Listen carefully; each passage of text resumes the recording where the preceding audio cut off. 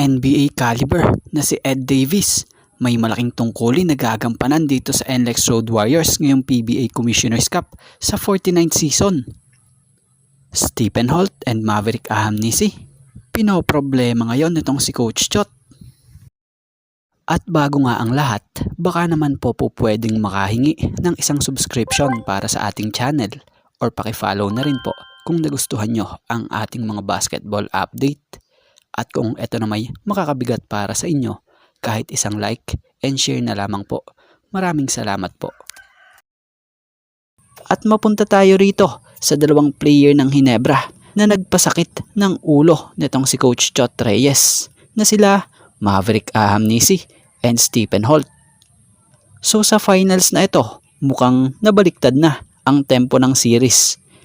TNT na nga yung naghahanap ngayon ng adjustment para sa Ginebra kung paano nila ito matatapatan, lalo na nung nagsiputo ka na nga po sa 3 at 4 etong Ginebra like JB, Maverick and Stephen Holt na kung maipagpapatuloy pa ito ng Ginebra baka mangyari na ang ayaw mangyari ng mga taga-tropang Giga. So sa isang interview nga, kung napakinggan nyo nung nakaraan, natanong itong si Coach Chot Reyes ng TNT kung bakit nga raw natalo sila at tie na ngayon ang series sa 2-2. So nabanggit nga sa sagot ng nasabing head coach ay ang naging susi raw sa pagkapanalo ng Ginebra ay si Stephen Holt raw at itong si Maverick Ahamnisi. So hindi raw kapanipaniwala na maganda ang performance na ginawa ni Holt at Maverick dahil ang uhusay daw ng kanilang depensa at shooting sa Game 4.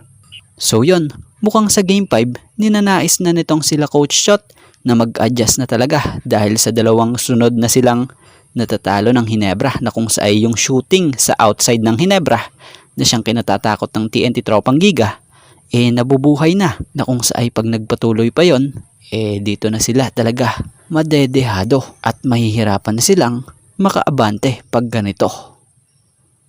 Ed Davis, isang former NBA player na kinuha ng NLEX Road Warriors para maging import sa 49th season ng PBA Commissioner's Cup, ang conference na walang height limit para sa mga import.